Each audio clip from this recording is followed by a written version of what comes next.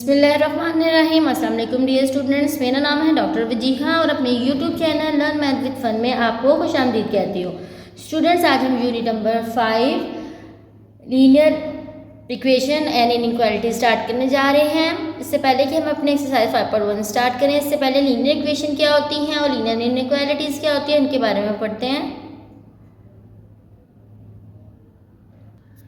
जी students, ये देखिए, सबसे पहले हम देखते हैं कि लीनियर इक्वेशन क्या होती है। कोई भी इक्वेशन जिसको हम ax + b = 0 के फॉर्म में लिख सके इसको लीनियर इक्वेशन कहते हैं।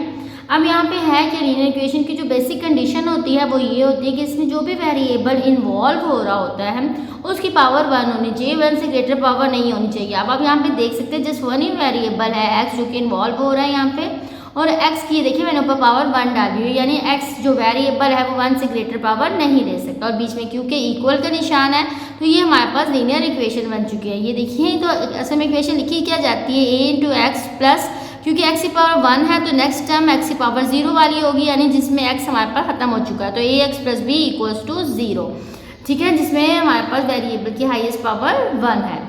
सेम इसी तरह मैं अपने लीनियर इक्वेशन लिख सकती हूँ इन टू वेरिएबल्स। ये देखिए मैंने लिखी ax + by = 0 और ax + by = c।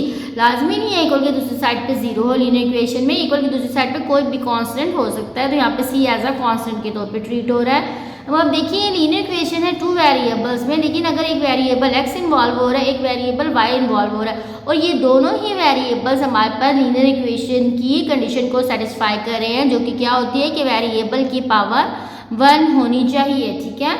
तो यहाँ हमारे पास लीनियर की इक्वेशंस की जो हमारे पास प्रॉपर्टी है या जो कंडीशन होती है दोनों वेरिएबल सेटिस्फाई कर रहे हैं। तो सेम इसी तरह अगर मैं लीनियर इक्वेशन इन 3 वेरिएबल्स भी लिखना चाहूँ तो क्या होगा, ax + by + cz = 0। तो इसके जितने भी वेरिएबल्स सर हम लीनियर इक्वेशन इसको लिख सकते हैं, लेकिन कंडीशन सेम ही रहेगी कि वेरिएबल की हाईएस्ट पावर 1 होनी चाहिए, ठीक है। और ये इक्वेशन है क्योंकि बीच में इक्वालिटी का सिंबल यूज हो रहा है। अगर सेम मैं इसी लीनियर इक्वेशन की जगह मैं लीनियर इनइक्वालिटी लिखना चाहूँ तो मैंने सिंपली करना क्या है, इक्वल की जगह मैं इन 4 सिंबल्स को यूज कर लूँगी, greater than, less than, greater than and equal to, less than and equal to. तो अगर मैं इसी लीनियर इक्वेशन जो कि मेरे पास ax + b = 0 है को लीनियर इनइक्वालिटी के तौर पे लिखूंगी तो मैं ऐसे कैसे लिख सकती हूँ, ax + by ग्रेटर देन है ck, ax + by less than है ck, ax + b less than equals to ck, या ax + b is greater than equals to ck। These are called linear inequalities, ठीक है। तो सिंपल लीनियर का concept वही है, variable की पावर 1 होनी चाहिए, जस्ट इक्वेशन होगी तो इक्वल का साइन होगा, इनइक्वालिटी होगी तो इनइक्वालिटी के सिंबल्स को हमने यूज़ करना है, ठीक है स्टूडेंट्स। अब हम अपनी एक्सरसाइज 5.1 की क्वेश्चन नंबर 1 की तरफ मूव करते हैं। जी स्टूडेंट्स, ये देखिए क्या लिखा हुआ है कि सॉल्व पहले तो इसको करना है और जो इसका सोल्यूशन निकलेगा उसको रियल लाइन में नंबर लाइन पे हमने रिप्रेजेंट करना है, ठीक है स्टूडेंट। तो सबसे पहले हम इसको सॉल्व करना शुरू करते हैं। 12x + 30 = -6। इसको पहले मैं इक्वेशन 1 का नाम दे देती हूँ, आगे आपको नेक्स्ट जाके बताऊंगी कि मैंने इसको इक्वेशन का नाम क्यों दिया है। देन फर्स्ट तो मैं इसे यहाँ से x की वैल्यू फाइंड करने लगी हूँ। -6 - 30 हो जाएगा, तो मेरे पास यहाँ से आ जाएगा -36, x का आंसर आ जाएगा -36/12। कैंसिल आउट होने के बाद यहाँ से मुझे x का आंसर मिल जाएगा 3। अब स्टूडेंट्स मैंने करना क्या होता है कि मैंने जो x की जो वैल्यू निकली है इसको चेक करना होता है कि ये सोल्यूशन है या नहीं। अब कैसे चेक होगा, हमें जो x की वैल्यू होती है उसको अपने जो ओरिजिनल क्वेश्चन होता है जिसको मैंने एज ए इक्वेशन 1 का नाम दिया है, इसमें x की जगह मैंने ये वैल्यू पुट करनी होती है। अगर मेरी लेफ्ट साइड और राइट हैंड साइड दोनों साइड्स का आंसर इक्वल आ जाता है, यानी मुझे ट्रू आंसर मिल जाता है, तो मैं कहती हूँ कि जो x की वैल्यू थी ये मेरे पास सोल्यूशन है, यानी इसका आंसर है ये। देन मैं इसको नंबर लाइन पे रिप्रेजेंट करूँगी, ठीक है। तो मैंने सबसे पहले क्या करना है, मैंने चेक करना है किसको, x = -3 को। कैसे चेक करना है कि मैंने इस x को पुट कर देना है इक्वेशन 1 में, विच इज़ जो कि इक्वेशन 1 हमारे पास क्या थी, 12x + 30 = -6, ठीक है स्टूडेंट। यहाँ x की जगह मैं पहले क्या पुट करूँगी, 12 × x, तो x की जगह था -3, आगे +30 = -6, -36 + 30 = -6, -6 देखिए दोनों तरफ रिजल्ट सेम है, तो ये मेरे पास ट्रू आंसर दे रहा है। इट्स मीन कि जो x की वैल्यू थी जो x = -3 इस सोल्यूशन है, ठीक है। यानी ये वैल्यू करेक्ट है, मुझे आंसर दे रही है। अब देन अगर ये सोल्यूशन है x की वैल्यू, तो मैंने इस वैल्यू को नंबर लाइन पे भी रिप्रेजेंट करना है। अब हम इसकी नंबर लाइन ड्रॉ करते हैं। x इक्वल्स टू -3 को हमने नंबर लाइन पे रिप्रेजेंट कर देना है। यहाँ देखिए नंबर लाइन में क्या होता है, यहाँ पे हमारे पास मिड में 0 होता है, राइट साइड पे पॉजिटिव वैल्यूज चल रही होती हैं और यहाँ पे हमारे पास सेम इसी तरह नेगेटिव वैल्यूज हमारे पास आ रही होती हैं। मैंने x इक्वल्स टू -3 लोकेट किया और यहाँ पे जस्ट मैंने लाइन ड्रॉ करके अपने सोल्यूशन x इक्वल्स टू -3 को नंबर लाइन पे रिप्रेजेंट कर दिया है। ठीक है स्टूडेंट्स, अब सेम इसी तरह हम इसका नेक्स्ट पार्ट की तरफ मूव करते हैं। इसका सेकंड पार्ट हम लिखते हैं। सेकंड पार्ट हमारे पास क्या है, x/3 + 6 इक्वल्स टू -12। ठीक है, सबसे पहले मैंने क्या करना है कि मैंने इसको पहले तो इक्वेशंस का नाम देना है। इक्वेशन 1 का नाम देने के बाद यहाँ से मैंने x का आंसर फाइंड करना है इन दोनों टर्म्स में, क्योंकि x मौजूद नहीं था। इन दोनों टर्म्स को मैंने इक्वल के एक साइड पे ही लिख लिया है, तो ये मुझे आंसर मिला -18। देन मैंने -18 के साथ मल्टीप्लाई करा देना है 3 को, तो मुझे x का आंसर मिल गया -54। देन अभी ये मेरे पास x का आंसर है या नहीं, सोल्यूशन है या नहीं x की ये वाली वैल्यू, तो मैंने इसको चेक करना है और पुट कहाँ पे कर देना है, इक्वेशन 1 जो कि मेरे पास अपना क्वेश्चन ही होता है। ठीक है, उसमें मैंने इस वैल्यू को पुट करके आंसर फाइंड आउट कर लेना है। अच्छा, मैं अब इक्वेशन 1 लिखने लगी हूँ। इक्वेशन 1 मेरे पास है x/3। ठीक है, ऊपर x/3, तो x की वैल्यू मैंने क्या फाइंड किया है, -54। तो -54/3 + 6 इक्वल्स टू -12। यहाँ से आगे ये कैंसिल आउट हो गया, मुझे मिल गया है -18 + 6 equals to -12, -12 equals to -12। Then again मुझे इसका ट्रू आंसर मिल गया है, तो उसका मतलब है कि x इक्वल्स टू -54 को हमने नंबर लाइन पे रिप्रेजेंट कर देना है। x इक्वल्स टू -54 हम नंबर लाइन पे रिप्रेजेंट करने लगे हैं। अच्छा जी, मैंने यहाँ पे क्योंकि नेगेटिव साइड पे -54 आ रहा है, तो मैं बजाय कि मैं फोकस करूँ प्लस वाली वैल्यूज़ पे, मैं नेगेटिव साइड पे ज़्यादा फोकस करती हूँ। यहाँ -10, -20, -30, -40, -50, देन -60 पे जाके मैं अपनी वैल्यूज़ को फिलहाल स्टॉप करने लगी हूँ। अब मुझे आंसर चाहिए -54। इट्स मीन 50 -50 और -60 के दरमियान ये वैल्यू कहीं एग्जिस्ट कर रही है, -54। तो मैंने -50 से -60 को 10 पार्ट्स में डिवाइड कर देना है। देखिए मैं डिवाइड करना शुरू करने लगी हूँ। 1 2 3 4 5 6 7 8 9, देन ये 10 वैल्यू मैंने 54 वैल्यू लेनी है, यानी फोर्थ वैल्यू लेनी है। 1 2 3 4 ये वाली वैल्यू। ठीक है, जो 4 पार्ट आएगा 50 से आगे ऑनवर्ड, तो ये जो मैं मूव करूँगी तो ये x इक्वल्स टू -54 मुझे नंबर लाइन पे सोल्यूशन शो हो जाएगा। ठीक है, ओके। देन इसके अब हम थर्ड पार्ट की तरफ मूव करते हैं। थर्ड पार्ट हमारे पास है x/2 - 3x/4 इक्वल्स टू 1/12।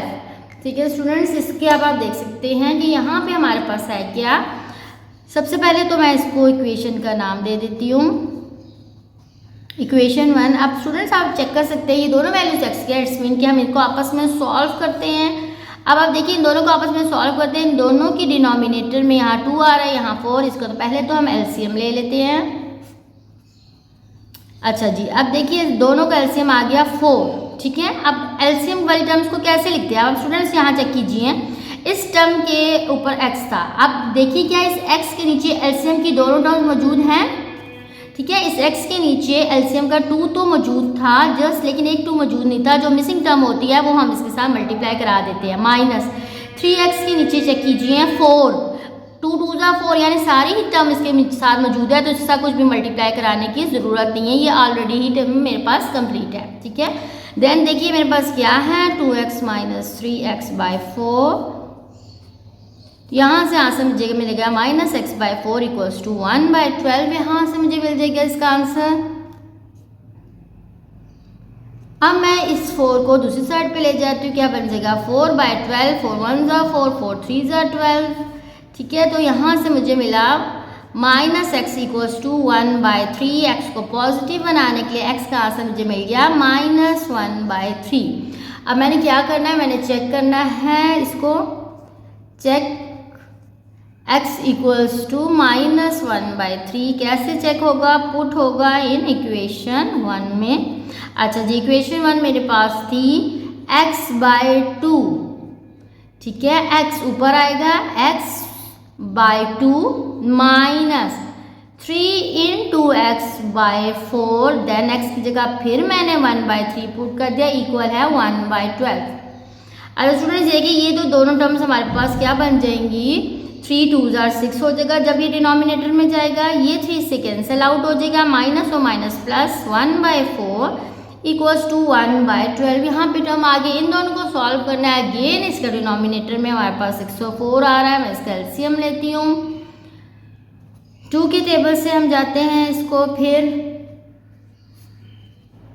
अच्छा जी, 2 2 are 4, 4 3 are 12, तो ये मेरे पास एलसीएम में आ गया इसका 12। अब देखिए माइनस इसके 6 मौजूद है इसके टर्म के नीचे, ठीक है, 2 3 are 6 मौजूद है, क्या मौजूद नहीं है मेरे पास, 2 मौजूद नहीं है, वो सब मल्टीप्लाई हो जाएगा। सेम इस 1 की तरफ आए, इसके नीचे 4 मौजूद है, यानी ये 2 2 are 4 मौजूद है, इसके नीचे ये 3 मौजूद नहीं है, तो इसके साथ हमारे पास क्या मल्टीप्लाई हो जाएगा, 3 मल्टीप्लाई हो जाएगा, ठीक है। तो ये मेरे पास आ जाएगा -2 + 3/12 इक्वल्स टू 1/12। सेम अब यहाँ से इन दोनों को सॉल्व किया, 1/12 इक्वल आ जाएगा 1/12। ट्रू आंसर मुझे मिल गया। इसका मतलब x इक्वल्स टू -1/3 को मैं नंबर लाइन पे रिप्रेजेंट कर सकती हूँ। जी स्टूडेंट देखिए, x इक्वल्स टू -1/3 एक सोल्यूशन इसका आ गया, तो इसका नंबर लाइन पे हम रिप्रेजेंट करते हैं। लेकिन यहाँ पे है क्या, ये टर्म तो मेरी फ्रैक्शन की फॉर्म में आ गई। फ्रैक्शन की फॉर्म को हम नंबर लाइन पे कैसे रिप्रेजेंट करते हैं, हमने अपने फर्स्ट एक्सरसाइज में किया था 1.1 में, कि सबसे पहले तो मैंने इसको डिवाइड करके आंसर चेक किया कि -1/3 का आंसर क्या आता है। -1/3 का आंसर मुझे मिल गया -0.33, यानी मुझे एरिया लोकेट हो गया कि मैंने कहाँ पे ये अपना x इक्वल्स टू -1/3 को ड्रॉ करना है। -0.33 इट्स मीन के 0 से आगे और -1 से पीछे, यानी 0 और -1 के दरमियान ये वैल्यू एग्जिस्ट करती है -0.33, यानी ये मेरे पास वो पोर्शन है जहाँ पे मेरी नंबर लाइन ड्रॉ होगी इसके बीच में, ठीक है। अब जब मुझे पोर्शन लोकेट हो गया, एरिया लोकेट हो गया, अब मैं इसको नंबर लाइन पे ड्रॉ करने लगी हूँ, ठीक है। अब आप देखिए 0 और -1 के दरमियान मैंने कितने पोर्शंस आपस में बनाने हैं। देखिए ये जो डिनोमिनेटर हमारे पास होता है फ्रैक्शन की फॉर्म में, जो नीचे डिनोमिनेटर वाली टर्म है, ये मुझे शो करती है कि मैंने 0 -1 को कितने पार्ट्स में डिवाइड करना। नीचे डिनोमिनेटर में क्या आ रहा है 3, इसका मतलब है मैं 3 पार्ट्स में डिवाइड करूँगी, 1 2 और ये 3 पार्ट्स में मेरा ये 0 -1 डिवाइड हो चुका है। अब ये कहते हैं 3 में से हमने कौन सा वाला पार्ट आंसर देगा, फर्स्ट पार्ट आंसर देगा। तो ये मेरे पास इन 3 पार्ट्स में से जो फर्स्ट पार्ट होगा, सबसे पहला पार्ट, ये मुझे आंसर दे देगा x इक्वल्स टू -1/3। तो मैंने इसको भी नंबर लाइन पे रिप्रेजेंट कर दिया। देन ऑनवर्ड इसके अगले क्वेश्चन की तरफ मूव करते हैं, इसके 4 पार्ट की तरफ। 2 इक्वल है 7 × 2x + 4 + 12x।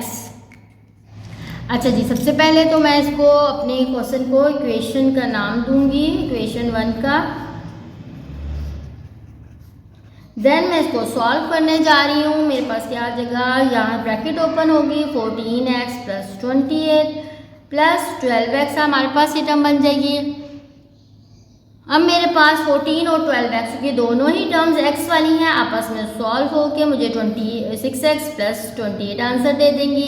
देन x वाली टर्म इधर ही रहने देती हूँ, 28 को मैं दूसरी साइड पे ले जाती हूँ, तो यहाँ से मुझे आंसर मिल जाएगा -26 = 26x। देन x की वैल्यू फाइंड करती हूँ, ये दोनों कैंसिल आउट होने के बाद मुझे x का आंसर मिल जाता है -1। अब मैंने इस x के आंसर को क्या करना है, चेक करना है। Check x equals to -1, put in equation 1 में पुट करने लगी हूँ।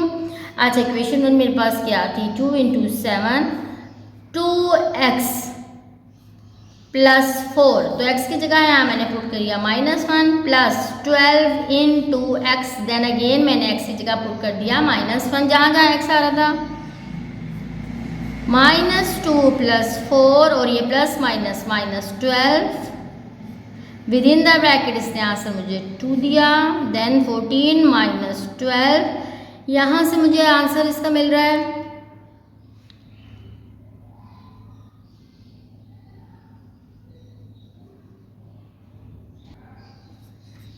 यहाँ से मुझे दोनों साइड से आंसर 2 मिल गया, तो मुझे आंसर क्या मिला, ट्रू मिल गया। इट्स मीन अगर मैं दोनों साइड ट्रू आंसर दे रही है तो x इक्वल्स टू -1 मेरे पास क्या है, इस सोल्यूशन है। अगर ये सोल्यूशन है तो इसको नंबर लाइन पे भी रिप्रेजेंट करना है। अगेन ये जस्ट एक ही वैल्यू है, इसको नंबर लाइन पे हम रिप्रेजेंट करते हैं x इक्वल्स टू -1 को।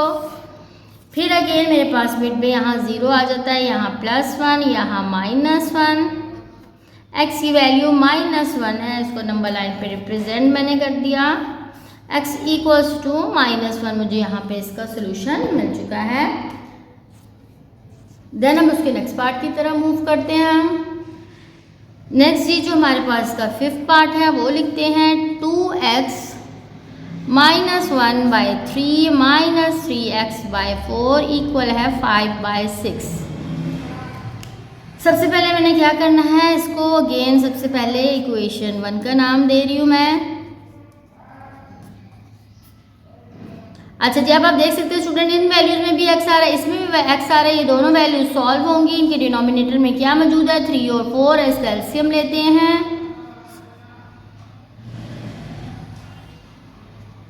एलसीएम क्या आया, 3 4 12, तो मैंने इन दोनों टर्म्स का एलसीएम ले लिया 12।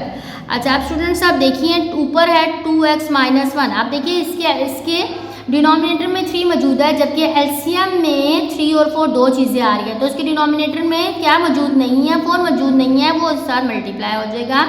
सेम इसी तरह आप देखिए 3x के डिनोमिनेटर में 4 मौजूद है सिर्फ, लेकिन एलसीएम का 3 मौजूद नहीं है, तो यहाँ पे 3 मल्टीप्लाई यहाँ पे हमारे पास हो गया। तो यहाँ मुझे क्या आंसर मिल रहा है, 4 को अंदर मल्टीप्लाई कर रही हूँ, 8x -4, यहाँ से मुझे आंसर मिल रहा है 9x/12 इक्वल्स टू 5/6। यहाँ देखिए 8x -9x आपस में सॉल्व होगी, क्या आंसर देंगे, -x -4/12 इक्वल्स टू 5/6। अब 12 को मैं दूसरी साइड पे ले जाती हूँ, -x/4 इक्वल्स टू 5/6। ये 12 इधर जाके ऊपर हो जाएगा multiply, then 6 1 6 6 2 12 -x -4 equals to 2 5 10। मुझे इसका आंसर मिल गया।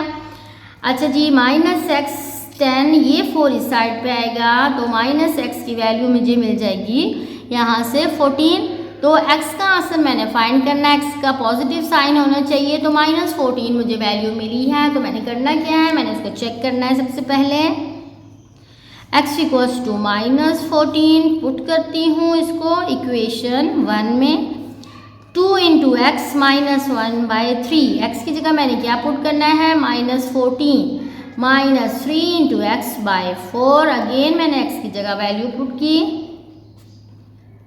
ठीक है स्टूडेंट्स, ये मेरे पास क्या बन गया है, मैंने 14 को 2 से मल्टीप्लाई करवाया, -28 -1/3 से माइनस और माइनस, यहाँ से मुझे प्लस का आंसर मिल जाएगा।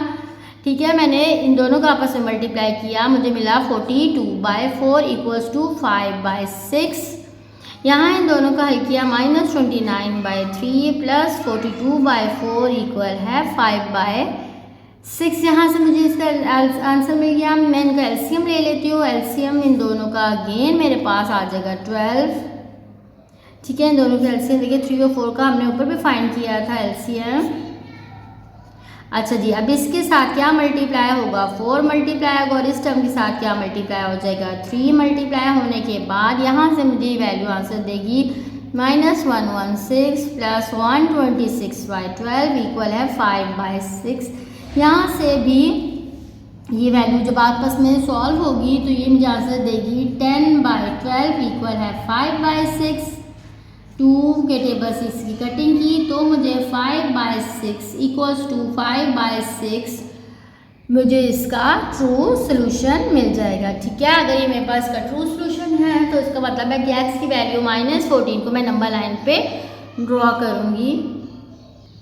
जिस स्टूडेंट नंबर लाइन पे ड्रॉ करते हैं माइनस की तरफ जाना है, इसलिए मैं माइनस वाले पोर्शन को ज़्यादा हाईलाइट करूँगी। 2 2 का हम गैप ले देते हैं, 2 4 6 अप टू सोनी वैल्यू चलती जा रही है सेम इसी तरह, -2 -4 -6 -8 -10 -12 -14 तक। ठीक है, तो मैंने x इक्वल्स टू -14 वैल्यू है, इसको मैंने नंबर लाइन पे रिप्रेजेंट कर दी है।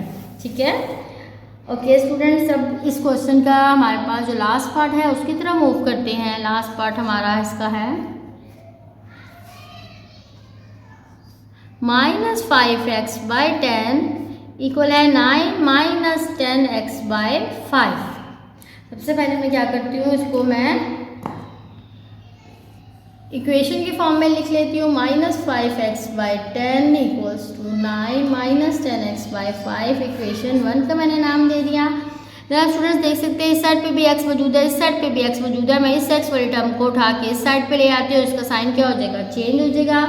-5x/10 प्लस 10x/5 और इक्वल के साइड पे क्या हमारे पास रह गया, जस्ट हमारे पास 9 रह गया। अब यहाँ पे हम एलसीएम लेते हैं 10 और 5 का। एलसीएम में क्या, यहाँ पे हमारे पास आएगा 10 ही आ जाएगा, ठीक है। तो -5x और इस 10x के तो नीचे 5 मौजूद है, जबकि मुझे 10 चाहिए, तो क्या मौजूद नहीं था, 2 मौजूद नहीं है। ये मेरे पास क्या बन जाएगा, -5x plus 20x/10 equals to 9 मुझे आंसर देगा। यहाँ 15x/10 इक्वल्स टू 9, 5 2 ज़ा 10, 5 3 ज़ा 15, 3x/2 इक्वल्स टू 9 यहाँ से मुझे आ गया। मैं 2 को पहले ख़त्म करती हूँ, 2 कहाँ जाएगा, 9 के साथ जाके हो जाएगा मल्टीप्लाई। देन मैंने इसके बाद 3 को भी यहाँ डिवाइड कर देना है, तो मुझे x का आंसर क्या मिल गया, 3। अब मैंने क्या करना है, मैंने x का जो मुझे आंसर मिला था इसको चेक करना है, तो इसको चेक करते हैं। पुट करती हूँ इन इक्वेशन 1 में -5 × x/10, 10 × x/5, यहाँ पे मैंने इनकी वैल्यूज पुट की। -30/10, -60/5, 10 1 ज़ा 10, 10 3 ज़ा 30, यहाँ से मुझे आंसर मिला -3। यहाँ पे एलसीएम आया 5, 9 को 5 से मल्टीप्लाई किया, -60, ठीक है। अब यहाँ पे मैंने इसको इसी तरह आगे फाइंड करना है, तो यहाँ -3 इक्वल है 9 5 ज़ा 45, -60 यहाँ से मुझे मिल गया 5, -3 इक्वल्स टू -15/5, 5 1 ज़ा 5, 3 ज़ा 15, -3 इक्वल्स टू -3। अगेन मुझे इसका ट्रू आंसर मिल चुका है। इट्स मीन कि x की वैल्यू जो 6 है, सो x इक्वल्स टू 6 हमारे पास क्या है, सोल्यूशन है। तो हमने इसको नंबर लाइन पे भी रिप्रेजेंट करना है, x की वैल्यू 6 को।